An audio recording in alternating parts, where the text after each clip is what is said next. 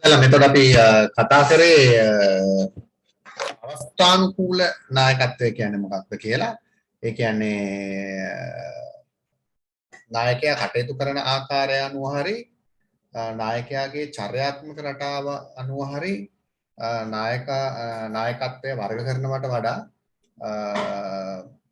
වඩා සුදුසු වන්නේ කුමන නායකයෙක්ද කියන එක සොයා බැලීමේදී මේ අවස්ථානුකූල නායකත්වය කියන එක කියන්නේ අදාළ කටයුත්ත කරන්න වඩා සුදුසු නායකත්වය කුමක්ද කියලා සොයලා බලද්දී ඒක ඇත්තට ඉතින් නේද අදාළ කටයුත්ත කරද්දී වඩා සුදුසු නායකත්වය කුමක්ද යන්න සොයා බැලීමේදී මේ අවස්ථානුකූල නායකත්වය කියන එක වැදගත් වෙනවා කියන එක තමයි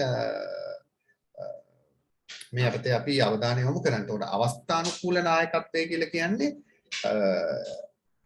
කළමනාකරුවා නායකත්ව අවස්ථාව විධිමත්ව අධ්‍යයනය කොට ඒ අවස්ථාවට සුදුසු නායකත්ව ශෛලිය තෝරා ගැනීම අපි කියනවා. ඒ අවස්ථාවට සුදුසු නායකත්ව ශෛලිය තෝරා ගැනීම කරන්නේ නායකත්ව අවස්ථාව හොඳින් අධ්‍යයනය කරලා මේ ඒ කටයුත්ත කරන්න සුදුසු නායකෙක් නායකත්ව ශෛලියක් තෝරා ගැනීම තමයි අපි කියන අවස්ථානුකූල නායකත්වය කියලා. ඒ කියන්නේ අපි කියන අර අදාළ කෙනාටම වැඩේ පවරනවා කියලා. ඒ කියන්නේ විධිමත්ව අධ්‍යයනය කරලා අවස්ථාව සුදුසුම කෙනාට අදාළ අවස්ථාව දෙන එක තමයි අපි කියන අවස්ථානුකූල නායකත්වය කියලා. ඒක ඇත්ත. කළමනාකරුවට තමයි ඒ වගකීම තියෙන්නේ සුදුසුම නායකත්ව ශෛලිය තෝරගන්න එක අදාළ කටයුත්ත කරන්න. ඒකයි මේ අවස්ථානුකූල නායකත්වය කියලා කියන්නේ ඒ අවස්ථාව විධිමත්ව අධ්‍යයනය කරලා ඒ අවස්ථාවට සුදුසු නායකත්ව ශෛලිය තෝරගන්න එක වඩා වැදගත් වෙනවා කියන එක තමයි අවස්ථානුකූල නායකත්වය කියලා කියන්නේ. මෙහෙම සටහනක් දාගන්න කළමනාකරුවන්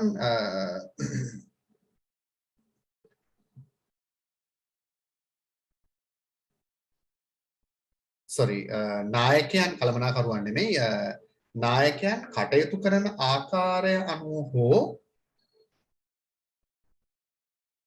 නායකයා කටයුතු කරන ආකාරය අනුව හෝ නායකයා කටයුතු කරන ආකාරය අනුව හෝ නායකයා කටයුතු කරන ආකාරය අනුව තමයි ඒකාධිපති ප්‍රජාතන්ත්‍රවාදී නිර්මාදවාදී කියලා අපි කොටස් තුනකට බෙදුවේ. නායකයා කටයුතු කරන ආකාරය අනුව හෝ නායකයාගේ චර්යාත්මක රටාව අනුව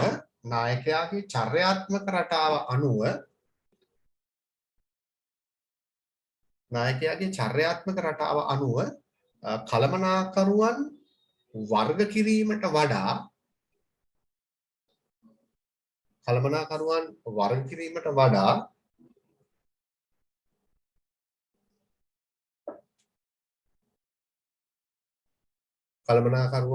කිරීමට වඩා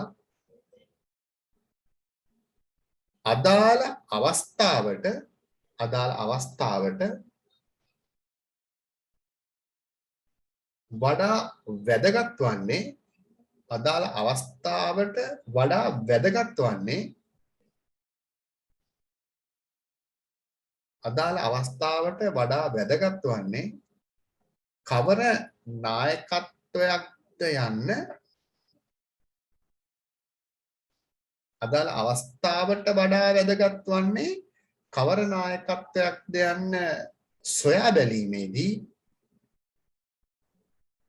අවස්ථාවට වඩා වැදගත් වන්නේ කවර නායකත්වයක්ද යන්න සොයා බැලීමේදී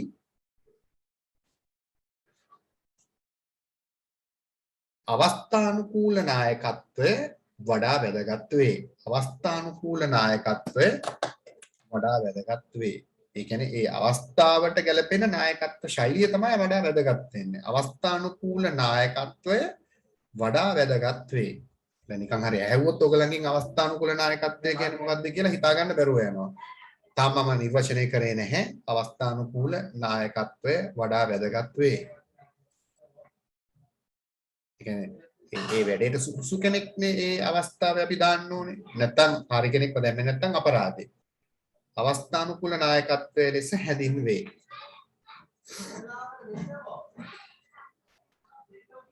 ඒ අනුව අලුච්ඡේදකෙන් ඔන්න අපේ නිර්වචනය හරිම අදහස. ඒ අනුව කළමනාකරුවා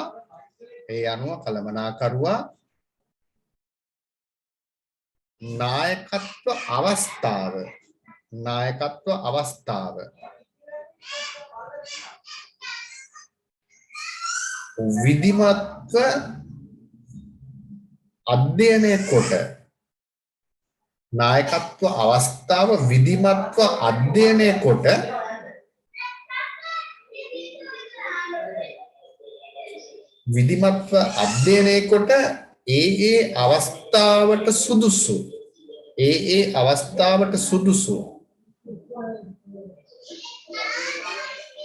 ඒ අවස්ථාවට සුදුසු නායකත්ව ශෛලිය තෝරා ගැනීම තමයි අවස්ථානුකූල නායකත්වය.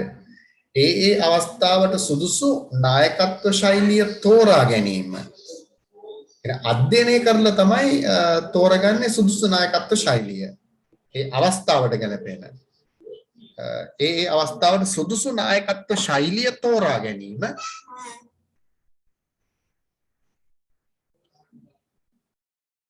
අවස්ථානුකූල නායකත්වයේ ලෙස හැඳින්වේ.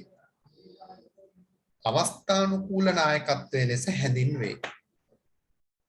අවස්ථානුකූල නායකත්වයේ ලෙස හැඳින්වේ. අවස්ථානුකූල නායකත්වයේ ලෙස හැඳින්වේ.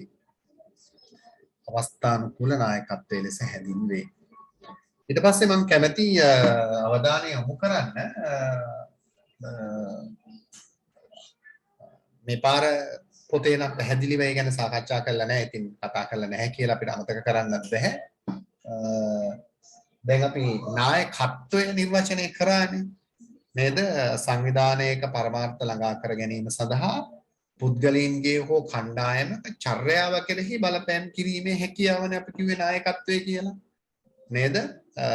නැත්නම් අපි කිව්වා කණ්ඩායම් සමාජිකයින්ට රැකියාවලට සම්බන්ධ කටයුතු වලට මඟ පෙන්වීමේ සහ බලපෑම් කිරීමේ හැකියාව නායකත්වය කියලාත් අපි නිර්වචනය කරා. එතකොට වඩා වැදගත්ම නිර්වචනය උනේ ආයතනයක පරමාර්ථ ළඟා කර ගැනීම සඳහා පුද්ගලයන්ගේ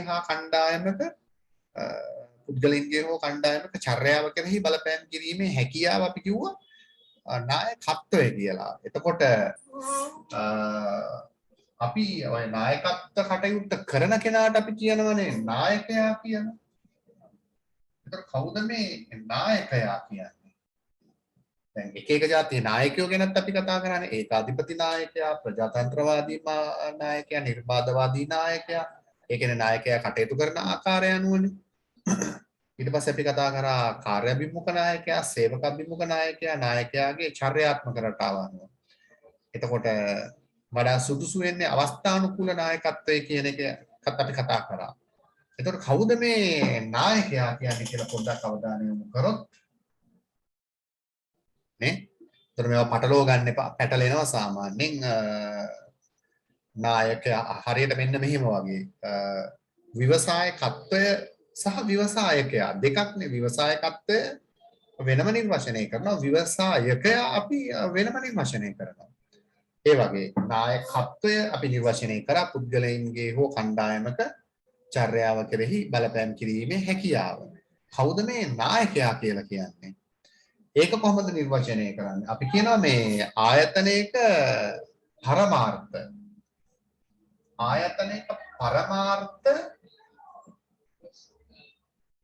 ළඟා කර ගැනීම සඳහා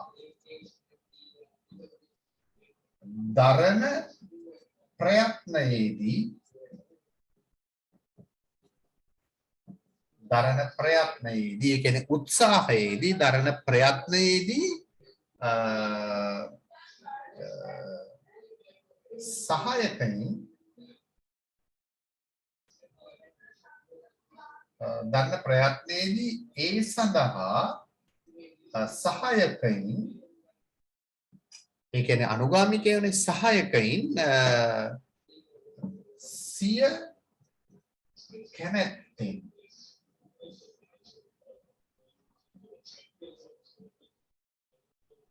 සිය කැමැත්තෙන් සහභාගී කර ගැනීමට ඒගොල්ලන්ගේ කැමැත්තෙන් සහභාගී කර ගැනීමට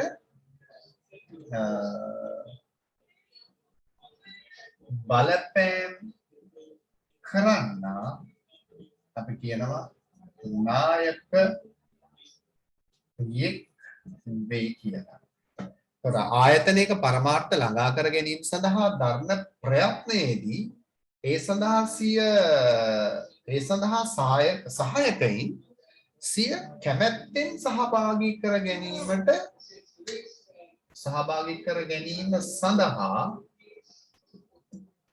බලපෑම් කරන්න නායකයෙක් වේ කියලා.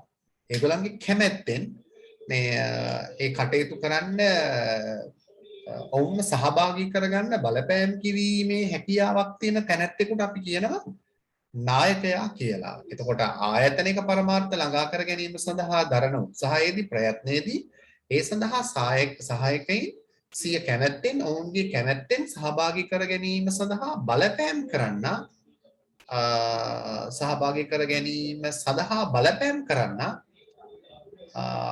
අපි කියනවා නායකයෙක් වේ කියලා. ලියමු අදහස නායකයා යනු අපි ඉස්සෙල්ලා කතා කරේ ලීඩර්ෂිප් නායකයාට අපි කියනවා ලීඩර් කියලා. ලියමු ආයතනයක පරමාර්ථ ළඟා කර ගැනීම සඳහා දරන ප්‍රයත්නයේදී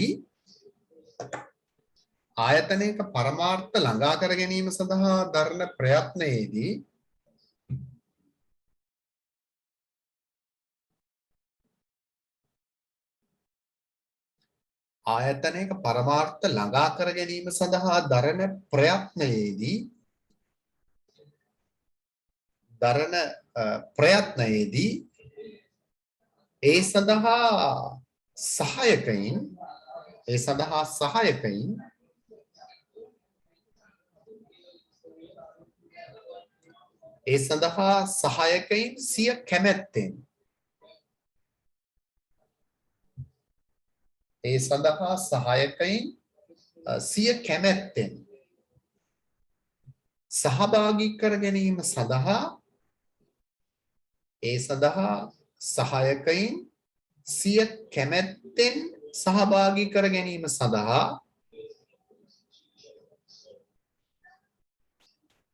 සිය කැමැත්තෙන් සහභාගී කර ගැනීම සඳහා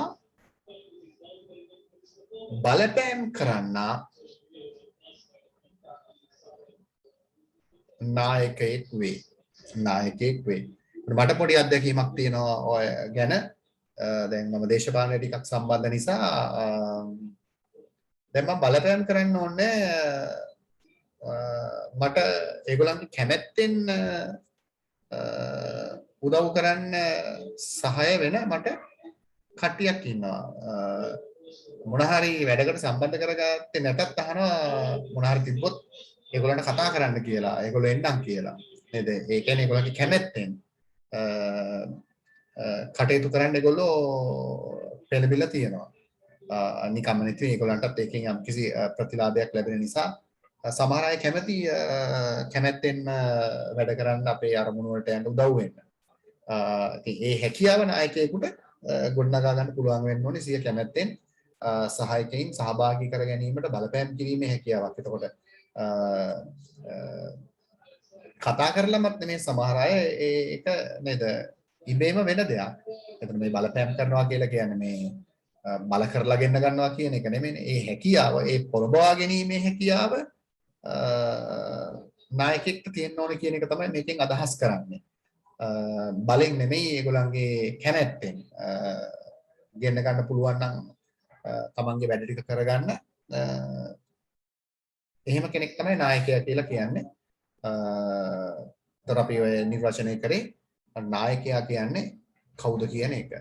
ඊට පස්සේ අපි කතා කරන්න යනවා නායකයෙක්ට තියෙන්න ඕන ගුණාංග ගැන.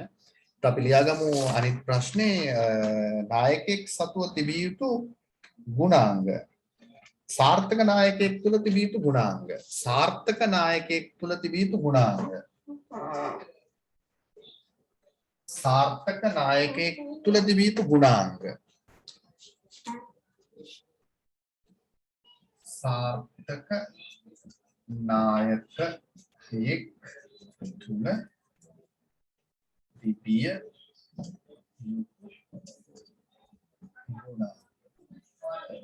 සාර්ථක නායකයෙක් තුළ තිබිය යුතු ගුණාංග නේද? හොඳ නායකයෙක් තුළ නායකයා හොඳ නැත්නම් අනුගාමිකයෝ නායකයව ඉක්මනින්ම ප්‍රතික්ෂේප කරන දීර්ඝකාලීනව වැඩ කරන්න බෑ නේ. තමන්ව දාලා යනවා අනුගාමිකයෝ. සාර්ථක නායකයෙක් තුළ තිබිය යුතු ගුණාංග මම හිතන විදිහට මට කැමති පිළිවෙලට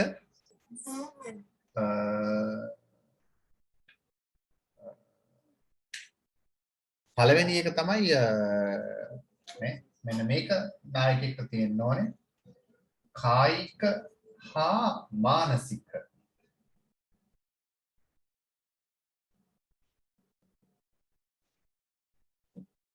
කායික හා මානසික නිරෝගී බව නේ ලෙඩෙක්ට නේ එහෙම කෙනෙක්ට නායකයෙක් වෙන්න අමාරුයි. කායික හා මානසික කායිකව සහ මානසිකව නිරෝගී වීම හොඳ නායකයෙක්ගේ සාර්ථක නායකයෙක්ගේ අති නේ ෂයින් අවශ්‍ය ගුණාංගයක්. මේක ඉතින් නායකත්වයට විතරක් නෙමෙයි නේද? කායික හා මානසික නිරෝගී බව හැම දෙයකටම වඩා වැදගත්. නායකයෙක්ට නේ නායකයෙක් ලෙඩෙක් අබ්බගාතයෙක් වෙන්න බැහැනේ. ඒක නිසා. ඒ වගේම තමයි දෙක තමයි කායික සහ මානසික නිරෝගී බව තිබ්බත් වැඩක් නැහැ. හොඳ පෞරුෂත්වයක් තියෙන්න ඕනේ නේද? ඕන දෙයකට කතා කරන්න, ඕන දෙයකට ඉදිරිපත් වෙන්න. අන්න ඒ හැකියාවත් කායික සහ මානසික නිරෝගී බවත් එක්කලා තියෙන්න ඕනේ. ඉහළ පෞරුෂත්ව ගුණාංග තියෙන්න ඕනේ.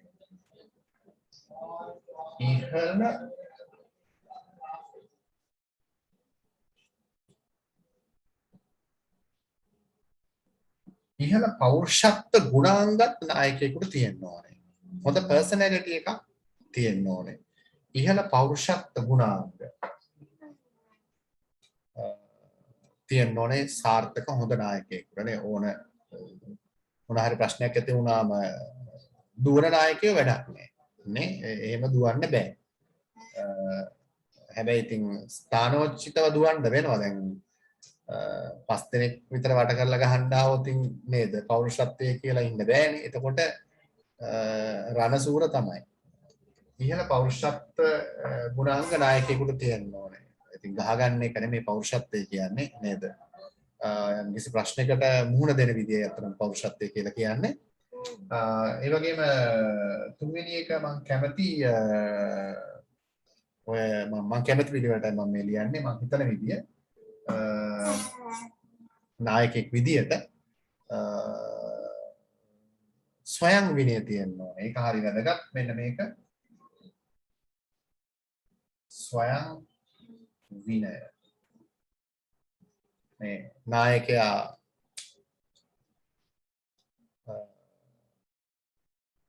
හොඳ නැත්තම් සියලු දේ විනාශයි. ස්වයං විනය අතිශයින් හොඳ පුද්ගලයෙකුට තියෙන්න ඕනේ ස්වයං විනය. ඒ වගේම හතරවෙනි එකටත් මම කැමති නේද වයසට ගියත් නේද වයසට ගියත්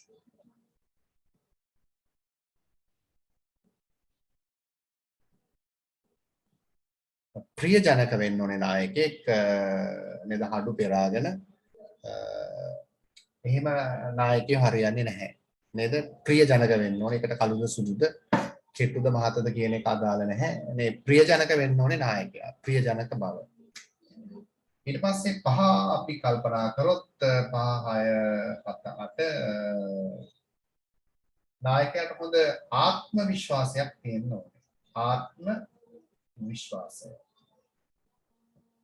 ඒ කියන්නේ නොපසුබට උත්සාහයක් තියෙන්න ඕනේ. විශ්වාසය. මම මේක කරන්න පුළුවන් මට නේ. ඒ ආත්ම විශ්වාසය තියෙන්න ඕනේ. ඒ වගේම අදිෂ්ඨානය.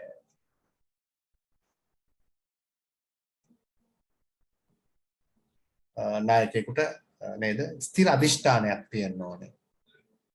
ඒ වගේම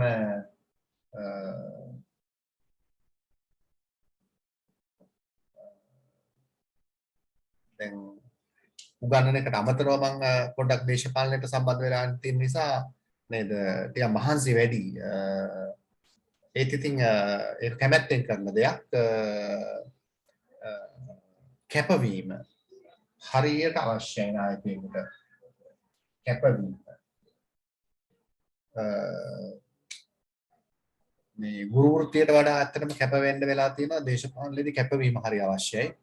මහන්සිය කරගෙන යනවා කැපවීම.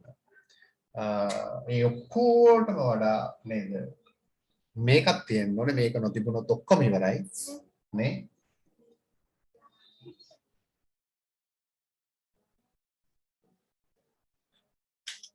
නේ විශාල පිරිසක් එක වැඩ කරද්දී නේද නැත්නම් අපේ කණෙන් රිංගල යන්න පුළුවන්.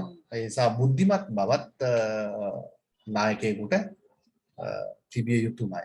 එතකොට ඔය ටික අපි සලකනවා සාර්ථක නායකයෙක් තුල තියෙන්න ඕන ගුණාංග විදියට. ඉතින් ඇත්තටම සාර්ථක ගුණාංග ටිකක් තමයි සාර්ථක නායකයෙකුට තියෙන මේ ලස්සන ගුණාංග ටිකක්. ඒ සාර්ථක නායකයෙක් තුල තිබිය යුතු ගුණාංගය මම සාකච්ඡා කරේ. ඊට පස්සේ මම කතා කරනවා නායකයෙක් තුළ අනිවාර්යයෙන්ම මෙන්න මේක මේ නායකයෙක් ලෙස පිළිගැනීමට සම්පූර්ණ විය යුතු අනිවාර්ය කොන්දේසි කීපයක් වේ. ඒකත් හරි වැදගත්. මේ නායකයෙක් ලෙස පිළිගැනීමට අනිත් ප්‍රශ්නේ නායකයෙක් ලෙස පිළිගැනීමට සම්පූර්ණ විය යුතු අනිවාර්ය කොන්දේසි කීපයකි. නායකයෙකු ලෙස පිළිගැනීමට නායකයෙකු ලෙස පිළිගැනීමට සම්පූර්ණ කළ යුතු අනිවාර්ය කොන්දේසි. නායකයෙකු ලෙස පිළිගැනීමට සම්පූර්ණ කළ යුතු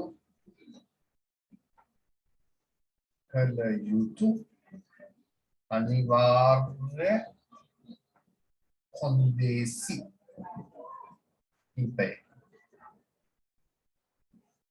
නායකයෙකු ලෙස පිළිගැනීමට සම්පූර්ණ කළ යුතු අනිවාර්ය කොන්දේසි කීපයකි. කොන්දේසි 4ක් තියෙනවා. අපට නායකයෙකු ලෙස පිළිගැනීමට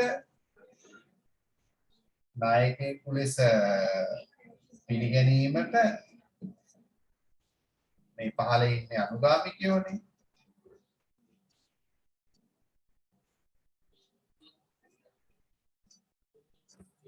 මම පිටිපස්සෙන් අදින්න. සාමාන්‍යයෙන් අනුගාමිකයෝ ඉන්නේ පිටිපස්සෙන්නේ නේද?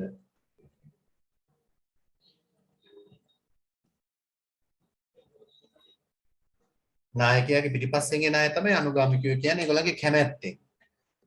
නායකයාගේ කැමැත්තෙන්. නේද? එතකොට නායකයෙකු පිළිගැනීමට සම්පූර්ණ කළ යුතු අනිවාර්ය කොන්දේසි කීපයකි. එතකොට මෙතන එකක් තියෙනවා. නේ? එකක් තමයි මේගොල්ලෝ මේ අනුගාමිකයින් සිටීම.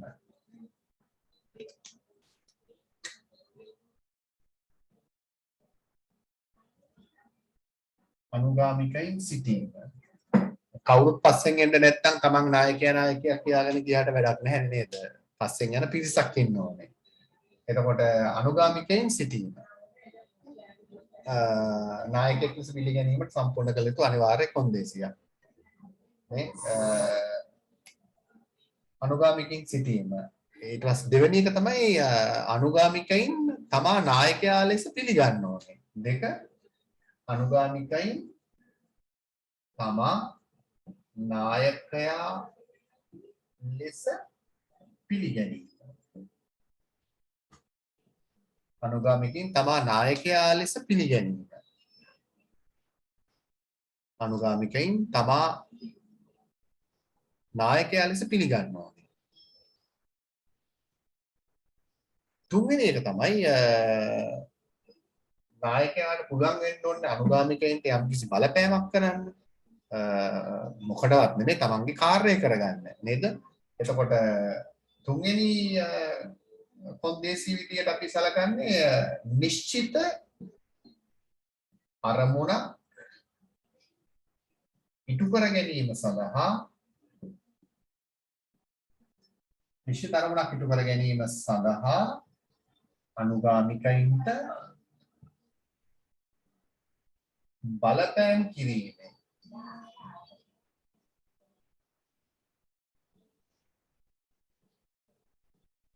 හැකියාවක් තිබීම.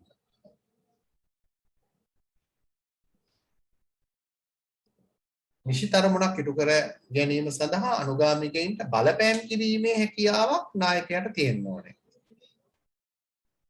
අනුගාමිකයින්ට බලපෑම් කිරීමේ හැකියාවක් තිබීම. නිශ්චිත අරමුණක් ඉටු කර ගැනීම සඳහා අනුගාමිකයින්ට බලපෑම් කිරීමේ හැකියාවක් තිබීම.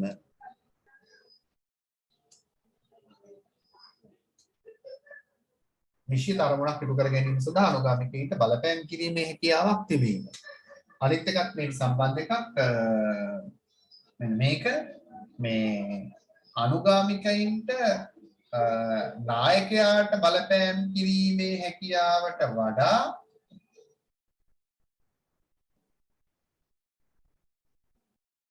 නායකයාට අනුගාමිකයින් කෙරෙහි බලපෑම් කිරීමේ හැකියාව වැඩි වෙන්න ඕනේ. හතරවෙනි එක. අනුගාමිකයින්ට නායකයා කෙරෙහි බලපෑම් කිරීමේ හැකියාවට වඩා අනුගාමිකයින්ට නායකයා කෙරෙහි බලපෑම් කිරීමේ හැකියාවට වඩා හතරවෙනි එක අනුගාමිකයින්ට නායකයා කෙරෙහි බලපෑම් කිරීමේ හැකියාවට වඩා නායකයාට අනුගාමිකයින් කෙරෙහි බලපෑම් කිරීමේ හැකියාව වැඩි වීම. නායකයාට අනුගාමිකයින් කෙරෙහි බලපෑම් කිරීමේ හැකියාව වැඩි වීම. නායකයාට අනුගාමිකයින් කෙරෙහි බලපෑම් කිරීමේ හැකියාව වැඩි වීම. නායකයාට අනුගාමිකයින් කෙරෙහි බලපෑම් කිරීමේ හැකියාව වැඩි වෙන්න ඕනේ. හැකියාව වැඩි වීම. ඔය තමයි නායකයෙකු පිළිගැනීම සඳහා සම්පූර්ණ කළ යුතු අනිවාර්ය කොන්දේසි. අනුගාමිකයෝ ඉන්න ඕනේ. තමාව නායකයා කියලා අනුගාමිකයෝ පිළිගන්න ඕනේ. යම් කිසි අරමුණක් ඉටු කරගන්න අනුගාමිකයන්ට බලපෑම් කරන්න පුළුවන් වෙන්න ඕනේ. මේ අනුගාමිකයන්ට වඩා තමන්ට අනුගාමිකයන් කෙරෙහි බලපෑම් කිරීමේ හැකියාව වැඩි වෙන්න ඕනේ. එයා අපි සලකනවා නායකයෙක් විදියට. මේ තමන්ට උඩින් නායකය අනුගාමිකයෝ යන්න ගියොත් වැඩේ හරියන්නේ නැහැ. ඒක නිසා. හොඳයි. ඊට පස්සේ අපි විශේෂ ප්‍රශ්නයක් කතා කරනවා. මෙන්න මේ ප්‍රශ්නේ නායකයෙක් හා කළමනාකරුවෙක් අතර දැකිය හැකි වෙනස්කම් කවරේද කියලා. නායකයෙක් හා කළමනාකරුවෙක් අතර දැකිය හැකි වෙනස්කම්. නායකයෙක් හා කළමනාකරුවෙක් අතර දැකිය හැකි වෙනස්කම්.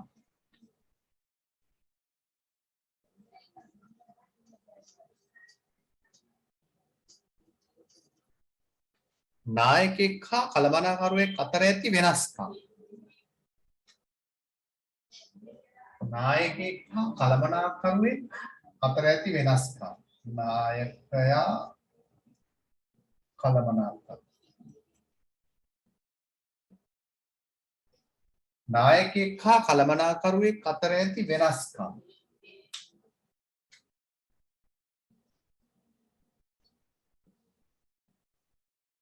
නායකයෙක් හා කළමනාකරුවෙක් අතර තියෙන වෙනස්කම් මොනවාද කියලා කල්පනා කරොත් නායකයෙක් හා කළමනාකරුවෙක් අතර තියෙන වෙනස්කම් එකක් තමයි නායකයෙක් ආයතනයේ සෙසු සමාජිකයන්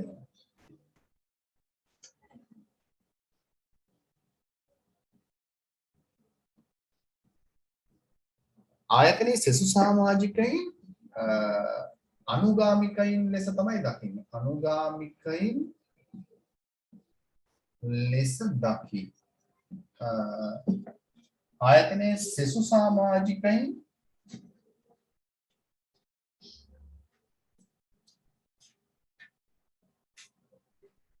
සහායකයින් ලෙස දකි. මෙයා දකින්නේ සහායකයින් විදියට, මෙයා දකින්නේ අනුගාමිකයින් විදියට.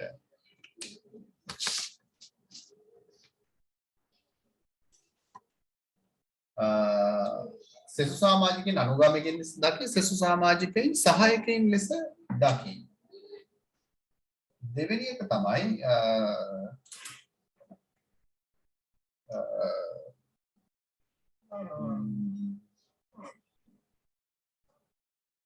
වෙනස්කම් වලට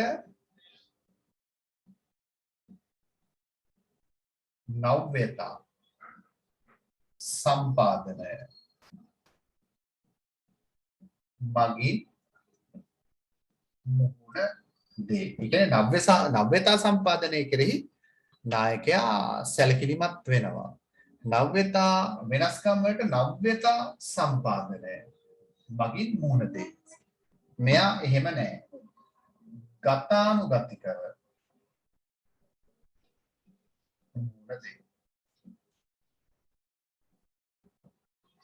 තියෙන විදිහට වැඩේ කරනවා. වෙනස්කම් වලට නව්‍යතා සම්පාදනය මගින් මුහුණ දෙයි, ගතානුගතිකව මුහුණ දෙයි.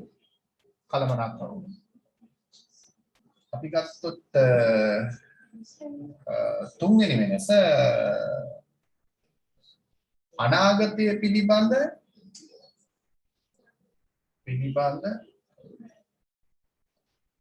ඇත්තේ දිගු දැක්මකි. දිගු කාලීන දැක්මකි. අනාගතය පිළිබඳ දිගු කාලීන දැක්මකින් තමයි නායකයා කටයුතු කරන්නේ. කලමනාකරු අනාගතය පිළිබඳ ඇත්තේ කෙටි කාලීන දැක්මකි. අනාගතය පිළිබඳ තියෙන දිගු කාලීන දැක්මක් නායකයාට, කලමනාකරුවෙකුට තියෙන අනාගතය පිළිබඳ කෙටි කාලීන දැක්මක්. හතරවෙනි එක අපි කල්පනා කරොත්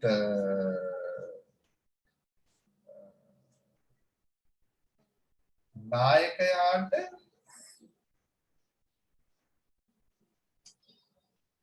පෞද්ගලිකත්වය මත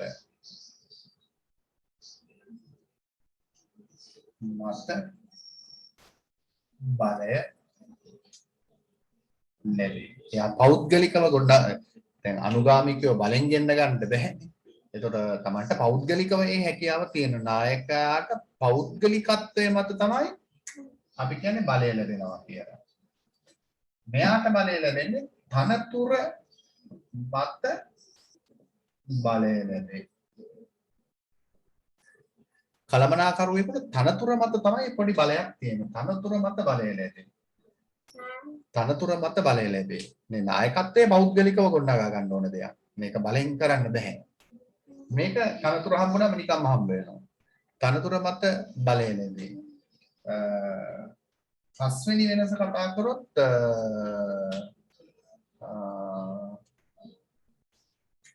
අනුගාමිකයින්ගේ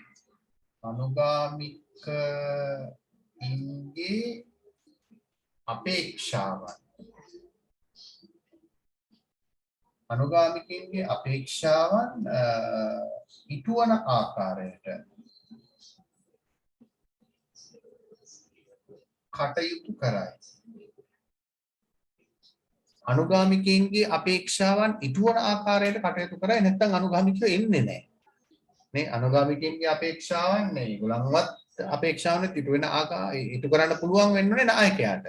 අනුගාමිකයන්ගේ අපේක්ෂාවන් ඉටුවන ආකාරයට කටයුතු කරයි නීති රීති වලට අනුව තමයි කලබනාකරුවෙකුට කටයුතු කරන්න වෙන්නේ. නීති රීති වලට අනුව කටයුතු කරයි.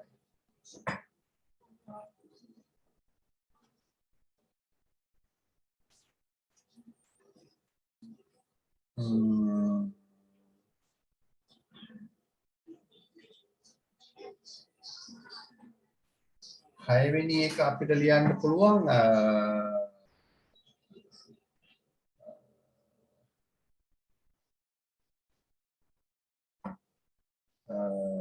නායකයාට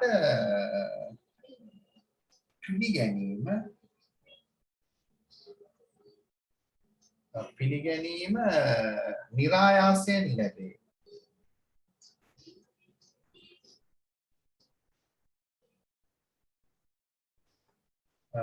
මෙයා පිළිගැනීම අපේක්ෂා කරයි.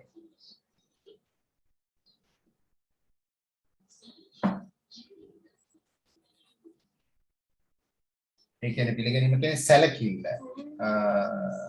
සැලකිල්ල.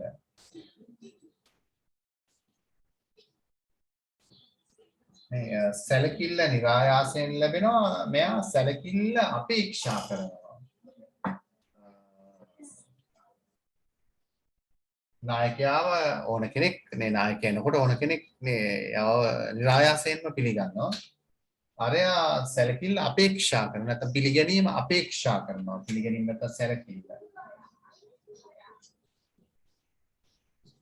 සැලකිල්ල નિરાයාසයෙන් ලැබේ. සැලකිල්ල අපේක්ෂා කරයි. මේ පිළිගැනීම එයා බලාපොරොත්තු වෙනවා. මෙයාට නිකම්ම සැලකිල්ල ලැබෙනවා. ඔය විදිහට නායකයා සහ කළමනාකරු අතර වෙනස්කම් අපිට පෙන්නලා දෙන්න පුළුවන්.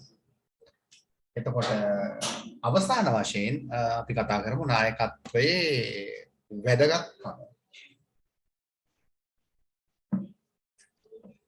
නායකත්වයේ වැදගත්කම.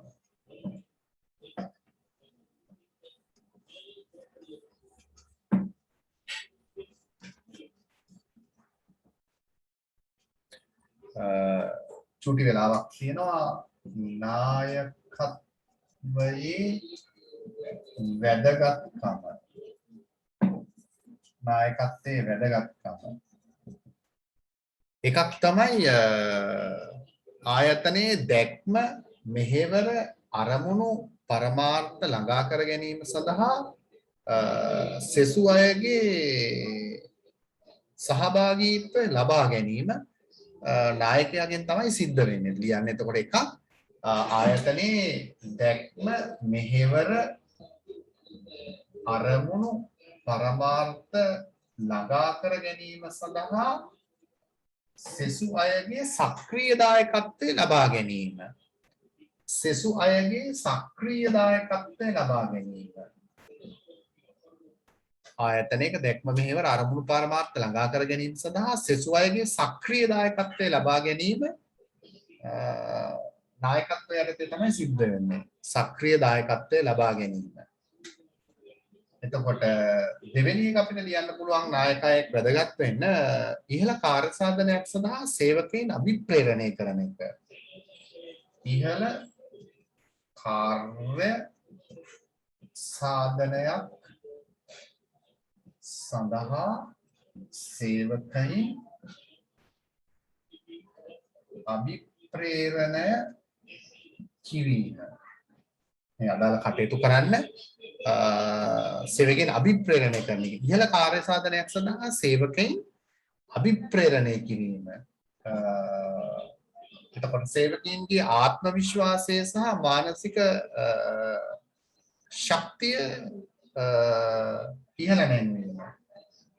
සේවකයන්ගේ ආත්ම විශ්වාසය හා මානසික ශක්තිය